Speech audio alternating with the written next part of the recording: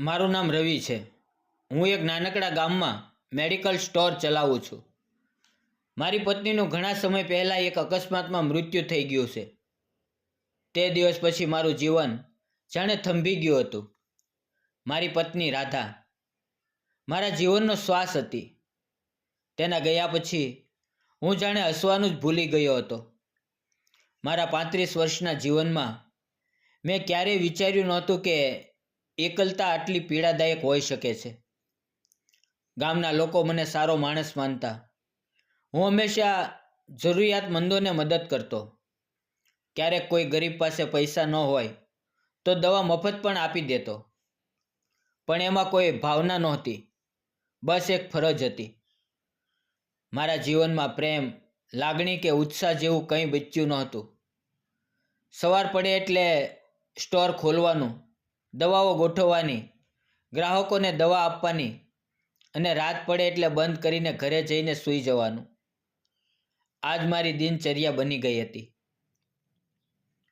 હું ઘણીવાર વિચારતો કે શું મારું જીવન આટલું જ હતું? શું હું ક્યારે ફરીથી ખુશ નહીં થઈ શકું? આ પ્રશ્નના જવાબ મારી પાસે નહોતા. એક દિવસ સાંજના સમયે આકાશમાં કાળા ડિબાંગ વાદળો ઘેરાઈ આવ્યા. ચોમાસાની ઋતુ હતી અને ભારે વરસાદની આગાહી હતી. થોડી જ વારમાં ધોધમાર વરસાદ શરૂ થઈ ગયો. વીજળીના કડાકા ભડાકા અને પવનના સુસવાટા સાથે વરસાદે જાણે આખા ગામને ઘેરી લીધું. મારા સ્ટોરમાં હું એકલો જ બેઠો હતો. વરસાદના અવાજમાં મારા મનની શાંતિ વધુ ઘેરી બનતી હતી. હું બારીમાંથી બહાર જોઈ રહ્યો હતો. રસ્તાઓ પર પાણી ભરાઈ ગયા હતા અને કોઈ માણસ દેખાતું નહોતું. આવા વાતાવરણમાં કોઈ ગ્રાહક આવે એવી શક્યતા ઓછી હતી. હું મારી ખુરશીમાં બેસીને કોઈ જૂની યાદોમાં ખોવાયેલો હતો. ત્યાં જ મારા સ્ટોરના દરવાજા પર એક હળવો ટકોર પડ્યો. મેં માથું ઊંચું કરીને જોયું. એક સ્ત્રી દરવાજા પાસે ઊભી હતી. તેના કપડાં વરસાદમાં પૂરેપૂરા પલળી ગયા હતા અને તેના ચહેરા પર ચિંતાની રેખાઓ સ્પષ્ટ દેખાતી હતી. તેના હાથમાં એક નાની બાળકી હતી, જેણે પોતાનું મોં તેની છાતીમાં છુપાવ્યું હતું. તે સ્ત્રી અંદર આવતા જ મેં તેને બેસવા માટે ખુરશી આપી. તેણે નમ્રતાથી ના પાડી અને કહ્યું, મારે મારી દીકરી માટે દવા જોઈએ છે. તેનો અવાજ ધીમો અને ગભરાયેલો હતો. મેં જોયું કે તેની આંખોમાં ભય અને નિરાશા બંને હતા. મેં તેને પૂછ્યું, કઈ દવા જોઈએ છે? શું થયું છે દીકરીને? તે સ્ત્રીએ કહ્યું, મારી દીકરીને ખૂબ તાવ આવ્યો છે અને શરદી ખાંસી પણ છે. મને તાવની અને કફ સિરપ આપો. મેં તરત જ જરૂરી દવાઓ કાઢી. જ્યારે મેં તેને દવાઓ આપી ત્યારે તેણે પોતાના પલળી ગયેલા પાલોમાંથી પૈસા કાઢવાનો પ્રયાસ કર્યો, પણ તેના હાથ ધ્રુજી રહ્યા હતા અને તેના ચહેરા પર શરમ અને અસહાયતા સ્પષ્ટ દેખાતી હતી. તેણે ધીમા અવાજે કહ્યું, મારી પાસે અત્યારે પૂરતા પૈસા નથી. મારા પતિનું પણ અવસાન થઈ ગયું છે અને હું એકલી જ મારી દીકરીને ઉછેરું છું. આજે કામ નહોતું મળ્યું અને વરસાદ પણ. તેનો અવાજ રૂંધાઈ ગયો. તેની આંખોમાં આંસુ ભરાઈ આવ્યા. તે બાળકી હજુ પણ તેની માતાને વળગીને ઊભી હતી. તેની નાની આંખોમાંથી પણ નિર્દોષતા ટપકતી હતી. મેં તરત જ તેને રોકી. મને તેની પરિસ્થિતિ પર દયા આવી, પણ એ દયા કરતાં પણ વધુ મને તેની આંખોમાં દેખાતી મજબૂરી અને તેની દીકરી પ્રત્યેનો પ્રેમ સ્પર્શી ગયો. મારી રાધા પણ આવી જ મજબૂત હતી. તે ક્યારેય હાર નહોતી માનતી. મેં તેને કહ્યું, તમે ચિંતા ન કરો. આ દવાઓના પૈસા આપવાની કોઈ જરૂર નથી. તમારી દીકરીને જલ્દી સારું થઈ જાય એ જ મારી માટે પૂરતું છે. મેં દવાઓ તેના હાથમાં મૂકી દીધી. તે સ્ત્રી પહેલાં તો આશ્ચર્યચકિત થઈ ગઈ. તેની આંખોમાં એક ચમક આવી, જે આશાની ચમક હતી. તેણે કહ્યું, ના, હું આમ મફતમાં દવા નહીં લઉં. હું મજૂરી કરીને કમાઉં છું. આજે નહીં તો કાલે હું તમને આ પૈસા પાછા આપી જઈશ. તમે મારો વિશ્વાસ કરો. તેના અવાજમાં દ્રઢતા હતી. મેં જોયું કે તે સ્વાભિમાની હતી. મેં તેને સમજાવવાનો પ્રયાસ કર્યો. જુઓ, અત્યારે તમારી દીકરીની તબિયત સુધારવી એ વધુ જરૂરી છે. પૈસાની ચિંતા તમે ન કરો. પણ તે માની નહીં. તેણે કહ્યું, નહીં, હું તમારી આ કૃપા ભૂલીશ નહીં. પણ હું આ પૈસા જરૂર પાછા આપીશ. આ મારો વાયદો છે. તેના આ શબ્દોમાં એક અનોખી શ્રદ્ધા હતી. મેં પણ વધુ દલીલ ન કરી. મેં તેને દવાઓ કેવી રીતે આપવાની તે સમજાવ્યું અને તેની દીકરીનું ધ્યાન રાખવાનું કહ્યું. તે સ્ત્રી મારો આભાર કહીને ત્યાંથી નીકળી ગઈ. વરસાદ હજુ પણ ચાલુ જ હતો, પણ હવે તે પહેલાં જેટલો ધોધમાર નહોતો. તે સ્ત્રીના ગયા પછી મારા મનમાં એક અજીબ શાંતિ છવાઈ ગઈ. ઘણા સમય પછી મેં કોઈ માટે કંઈક કર્યું હતું અને એનાથી મને એક આંતરિક સંતોષ મળ્યો હતો. મેં વિચાર્યું કે તે સ્ત્રી ખરેખર સ્વાભિમાની હતી. તેના ચહેરા પરની નિરાશા હવે આશામાં બદલાઈ ગઈ હતી. મને તેની દીકરીની ચિંતા થતી હતી અને હું આશા રાખતો હતો કે તે જલ્દી સાજી થઈ જાય. તે રાત મેં ઘણા સમય પછી શાંતિથી વિતાવી. બીજે દિવસે સવારે વરસાદ બંધ થઈ ગયો હતો. મારા મનમાં પણ એક નવી આશાનો સંચાર થયો હતો. મેં સ્ટોર ખોલ્યો અને મારા રોજિંદા કામમાં લાગી ગયો. આમ થોડા દિવસો વીતી ગયા. લગભગ 1 મહિનો થયો હશે. હું તે સ્ત્રી અને તેની દીકરીને લગભગ ભૂલી જ ગયો હતો. એક બપોરે જ્યારે સ્ટોર પર થોડી ભીડ ઓછી હતી, ત્યારે એક સ્ત્રી મારા સ્ટોરમાં પ્રવેશી. મેં માથું ઊંચું કરીને જોયું. તે એ જ સ્ત્રી હતી જે 1 મહિના પહેલાં વરસાદની સાંજે દવા લેવા આવી હતી. આજે તે થોડી અલગ દેખાતી હતી. તેના કપડાં સ્વચ્છ હતા અને તેના ચહેરા પર ગઈકાલની નિરાશા નહોતી, પણ એક અવળી સ્મિત હતી. તેની સાથે તેની નાની દીકરી પણ હતી, જે હવે તંદુરસ્ત લાગતી હતી અને તેની માતાનો હાથ પકડીને ઊભી હતી. તે મારી સામે આવી અને નમ્રતાથી બોલી, કેમ છો? મારી દીકરી હવે સાવ સારી છે. તમારા આશીર્વાદ અને તમારી મદદથી જ તે સાજી થઈ છે. તેના અવાજમાં કૃતજ્ઞતા હતી. મેં હસીને કહ્યું, સારું થયું કે દીકરી સાજી થઈ ગઈ. એ જ સૌથી મોટી વાત છે. તેણે પછી પોતાના પાલવમાંથી થોડા પૈસા કાઢ્યા અને મારા તરફ લંબાવ્યા. આ લ્યો, આ દવાના પૈસા. મેં તમને કહ્યું હતું કે હું પાછા આપીશ. મેં પૈસા લેવાની ના પાડી. ના, મેં તમને કહ્યું હતું ને કે આ દવાના પૈસા નથી લેવાના. તમારી દીકરી સાજી થઈ ગઈ એ જ મારા માટે પૂરતું છે. મેં તેના હાથમાંથી પૈસા લીધા નહીં. તે સ્ત્રી થોડી મૂંઝાઈ. પણ આમ કેમ? હું તમારી પાસે ઋણી રહેવા નથી માંગતી. મેં તેને સમજાવ્યું, જુઓ, મેં તમને એ દિવસે કોઈ પૈસાની આશાએ દવા નહોતી આપી. મેં તો બસ એક જરૂરિયાતમંદને મદદ કરી હતી. અને તમે તો કહ્યું હતું કે તમે મજૂરી કરીને કમાઓ છો. આ પૈસા તમારી દીકરીના ભવિષ્ય માટે રાખો. મારા શબ્દોમાં કોઈ સ્વાર્થ નહોતો, માત્ર એક નિષ્ઠાવાન ભાવના હતી. તે સ્ત્રી મારી સામે જોઈ રહી. તેની આંખોમાં ફરી એકવાર લાગણી ઉભરાઈ આવી. તેણે કહ્યું, તમે ખરેખર એક સારા માણસ છો. તમારો ખૂબ ખૂબ આભાર. તેણે મારી દીકરીને મારી સામે કરી અને કહ્યું, જો બેટા, આ અંકલ છે જેણે તને સાજી કરી. તે નાની બાળકીએ શરમાઈને મારી સામે જોયું અને એક નિર્દોષ સ્મિત આપ્યું. તેનું નામ પ્રિયા હતું અને તેની દીકરીનું નામ મીરા. તે દિવસ પછી પ્રિયા અવારનવાર મારા સ્ટોર પર આવવા લાગી. ક્યારેક મીરા માટે કોઈ નાની મોટી દવા લેવા, તો ક્યારેક ખાલી વાતો કરવા. તે ધીમે ધીમે મારા જીવનનો એક ભાગ બનવા લાગી. અમે બંને એકબીજાના જીવન વિશે વાતો કરતા.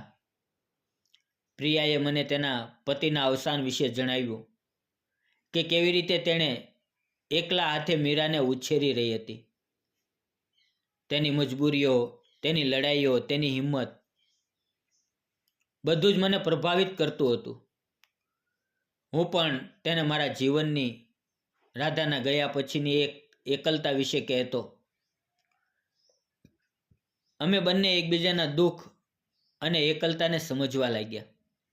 અમારી મુલાકાતો હવે માત્ર ઔપચારિક નહોતી રહી. પ્રિયા સ્ટોર પર આવે ત્યારે હું ખુશ થતો. તેના આવવાથી મારા સ્ટોરમાં એક નવી રોનક આવી જતી.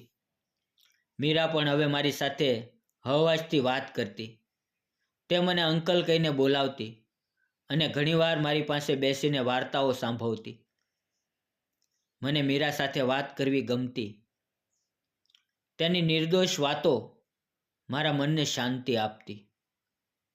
હવે ધીમે ધીમે મને પ્રિયાની હાજરી ગમવા લાગી. તેની સાથે વાત કરવાથી મને એક અનોખી શાંતિ મળતી. તેની આંખોમાં એક અદ્ભુત તેજ હતું જે તેના દુઃખ છતાં ઝળહળતું હતું. તેની હિંમત અને તેની મમતા મને ખૂબ સ્પર્શી ગઈ હતી. હું જાણતો હતો કે હું રાધાને ક્યારેય ભૂલી નહીં શકું, પણ પ્રિયા મારા જીવનમાં એક નવા રંગ ભરતી હતી. મારા સુકાઈ ગયેલા જીવનમાં જાણે વસંતનું આગમન થઈ રહ્યું હતું. પ્રિયા પણ મારા પ્રત્યે આકર્ષિત થતી હતી. તેની આંખોમાં મેં મારા માટે એક ખાસ ભાવ જોયો હતો. હવે અમે બંને એકબીજાને સમજતા હતા, એકબીજાની પીડા જાણતા હતા. અમારી વચ્ચે એક અનોખો સંબંધ બંધાઈ રહ્યો હતો, જે મિત્રતાથી પણ કંઈક વધુ હતો. ગામના લોકો પણ અમારી મુલાકાતો નોંધતા હતા, પણ મને તેની પરવા નહોતી. મારા માટે પ્રિયા અને મીરા મારી સાથે હોવું એ જ મહત્વનું હતું. પણ એક દિવસ જ્યારે પ્રિયા અને મીરા મારા સ્ટોર પર હતા, ત્યારે મીરા રમતા રમતા પડી ગઈ અને તેને સામાન્ય ઈજા થઈ. પ્રિયા ગભરાઈ ગઈ, પણ મેં તરત જ તેની સારવાર કરી. મેં મીરાને સાંત્વના આપી અને તેને હસાવવાનો પ્રયત્ન કર્યો. તે દિવસે મેં જોયું કે પ્રિયાની આંખોમાં મારા માટે એક અલગ જ પ્રકારની લાગણી હતી. તે દિવસે સાંજે જ્યારે પ્રિયા અને મીરા જવા નીકળ્યા, ત્યારે પ્રિયાએ મારો હાથ પકડ્યો અને ધીમા અવાજે કહ્યું, રવિ, તમે ખરેખર ખૂબ સારા છો. તમે મીરા અને મારા માટે જે કર્યું છે તે હું ક્યારેય ભૂલી નહીં શકું. તેના અવાજમાં એક અનોખી લાગણી હતી જે સીધી મારા હૃદય સુધી પહોંચી.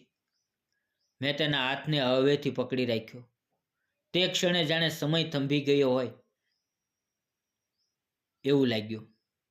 અમારી આંખો મળી અને તે ક્ષણે મને લાગ્યું કે મારા જીવનમાં ફરીથી પ્રેમનું આગમન થઈ રહ્યું છે. તે દિવસ પછી અમારી વચ્ચેની વાતચીત વધુ ઊંડી બનતી ગઈ. અમે એકબીજા સાથે વધુ સમય વિતાવવા લાગ્યા. પ્રિયા મારી દુકાને આવે ત્યારે અમે કલાકો સુધી વાતો કરતા. તે મને તેના ભૂતકાળ વિશે વધુ કહેતી અને હું પણ તેને મારી રાધાની યાદો વિશે કહેતો. અમે બંને એકબીજાના દુઃખના સાથી બન્યા હતા.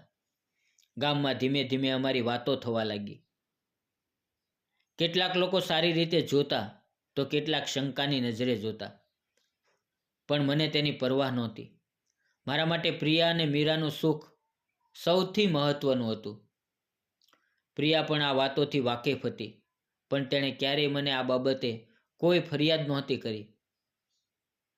તે પણ મારી જેમ જ આ સંબંધને મહત્વ આપતી હતી. પણ એક સાંજે જ્યારે સ્ટોર બંધ કરવાનો સમય હતો, ત્યારે હું અને પ્રિયા સ્ટોરમાં એકલા હતા. મીરા બહાર રમતી હતી. મેં પ્રિયાનો હાથ પકડ્યો અને કહ્યું, પ્રિયા, મને ખબર નથી કે હું શું કહું, પણ તારા અને મીરાના આવ્યા પછી મારું જીવન બદલાઈ ગયું છે. હું ફરીથી જીવંત અનુભવી રહ્યો છું. મને તારી સાથે રહેવું ગમે છે. પ્રિયાએ મારી સામે જોયું. તેની આંખોમાં આંસુ ભરાઈ આવ્યા. તેણે કહ્યું, રવિ, તમે મારા અને મીરા માટે જે કર્યું છે તે કોઈ નહીં કરી શકે. તમે અમને એક નવું જીવન આપ્યું છે. મને પણ તમારી સાથે રહેવું ગમે છે. તેના અવાજમાં એક અનોખી લાગણી હતી જે મારા હૃદયને સ્પર્શી ગઈ. મેં તેને પ્રેમથી મારી નજીક ખેંચી. તે ક્ષણ અમારા બંને માટે ખૂબ જ ભાવનાત્મક હતી. અમે બંને એકબીજાના દુઃખ અને એકલતાને સમજતા હતા. અને હવે અમે એકબીજામાં આશા અને પ્રેમ શોધી રહ્યા હતા. અમે બંને એકબીજાને સ્વીકાર્યા. તે રાત અમારા જીવનની એક નવી શરૂઆત હતી. અમારા સંબંધો ધીમે ધીમે ગાઢ બનતા ગયા. અમે એકબીજાને વધુ સારી રીતે ઓળખવા લાગ્યા. પ્રિયાની સાદગી, તેની હિંમત, તેની મમતા, આ બધું જ મને તેના તરફ આકર્ષિત કરતું હતું.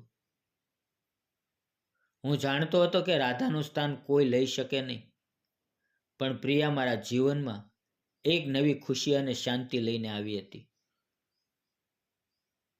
અમે લગ્ન કરવાનું નક્કી કર્યું. આ નિર્ણય લેતા પહેલા મેં ઘણીવાર વિચાર્યું હતું. મેં રાધાને આપેલું વચન મને યાદ આવતું હતું, પણ મને એ પણ ખબર હતી કે રાધા પણ મને ખુશ જોવા માંગતી હશે. મેં પ્રિયા સાથે પણ આ વિશે વાત કરી. તેણે કહ્યું, રવિ, હું જાણું છું કે તમે રાધાને ક્યારેય ભૂલી નહીં શકો, અને હું પણ નથી ઈચ્છતી કે તમે તેને ભૂલો. હું બસ તમારા જીવનમાં એક સાથી બનવા માંગુ છું જે તમને પ્રેમ અને ખુશી આપી શકે. તેના આ શબ્દોએ મને વધુ ખાતરી આપી. મેં મારા મનને મજબૂત બનાવ્યું અને પ્રિયા સાથે લગ્ન કરવાનો નિર્ણય લીધો. ગામના લોકોમાં આ નિર્ણયને લઈને ઘણી ચર્ચાઓ થઈ. કેટલાક લોકોએ અમને અભિનંદન આપ્યા, તો કેટલાક લોકોએ ટીકા પણ કરી. પણ અમે બંનેએ આ બધી વાતોને અવગણી. અમારા માટે એકબીજાનો સાથ અને મીરાનું ભવિષ્ય સૌથી મહત્વનું હતું. અમે સાદાઈથી લગ્ન કર્યા. લગ્નમાં ગામના કેટલાક નજીકના મિત્રો અને પ્રિયાના પરિવારના સભ્યો હાજર હતા. મીરા ખૂબ ખુશ હતી. તે મને અને પ્રિયાને એક સાથે જોઈને હસતી હતી અને અમારી આસપાસ ફરતી હતી. તે દિવસે મને લાગ્યું કે મારું જીવન ફરીથી પૂર્ણ થઈ ગયું છે. લગ્ન પછી અમારું જીવન ખૂબ જ સુખી બન્યું. પ્રિયાએ મારા ઘરને ફરીથી જીવંત બનાવ્યું. તેની હાજરીથી ઘરમાં એક નવી ઉર્જા અને ખુશી આવી. તે એક ઉત્તમ પત્ની અને એક અદ્ભુત માતા હતી. તે મીરાનું ખૂબ ધ્યાન રાખતી અને તેને ભરપૂર પ્રેમ આપતી. હું પણ મીરાને મારી પોતાની દીકરીની જેમ જ પ્રેમ કરતો હતો. મેં તેને ક્યારેય એવું અનુભવવા ન દીધું કે તે મારી સગી દીકરી નથી. હું તેને સ્કૂલે મૂકવા જતો, તેની સાથે રમતો અને તેના બધા કામમાં મદદ કરતો. મીરા પણ મને પપ્પા કહીને બોલાવવા લાગી હતી અને તે મારા જીવનનો સૌથી મોટો આનંદ હતો. વર્ષો વીતી ગયા. મીરા મોટી થઈ, ભણી ગણીને એક સફળ વ્યક્તિ બની. તેણે હંમેશા અમને બંનેને ખૂબ પ્રેમ અને આદર આપ્યો. અમારો પ્રેમ સંબંધ ગામના લોકો માટે એક ઉદાહરણ બની ગયો હતો. લોકો કહેતા કે રવિ અને પ્રિયાનો પ્રેમ સાચો પ્રેમ છે, જે કોઈ પણ સંજોગોમાં ટકી રહે છે. હું આજે ખૂબ ખુશ છું. મારી પાસે પ્રિયા છે, મારી પાસે મીરા છે, મારી પાસે એક સુખી પરિવાર છે. મને લાગતું હતું કે રાધાના ગયા પછી મારું જીવન સમાપ્ત થઈ ગયું છે, પણ ભગવાને મને એક બીજી તક આપી, એક નવો પ્રેમ આપ્યો. આ પ્રેમ માત્ર રોમાન્ટિક જ નહોતો, પણ ભાવનાત્મક અને અત્યંત પવિત્ર પણ હતો. આ એક એવી વાર્તા હતી જ્યાં બે તૂટેલા હૃદય એકબીજાને જોડીને એક નવું સુંદર જીવન બનાવવામાં સફળ રહ્યા. અંતે મિત્રો, પ્રેમ જ જીવનનો સાચો અર્થ છે. તે કોઈ પણ સ્વરૂપમાં આવી શકે છે, અને જ્યારે તે આવે છે ત્યારે તે આપણા જીવનને પ્રકાશિત કરે છે. મારું નામ રવિ છે અને આ મારી પ્રેમ કહાની છે. મિત્રો, ગમી હોય તો એક જ વિનંતી: લાઈક, કોમેન્ટ અને સબસ્ક્રાઈબ. ધન્યવાદ મિત્રો.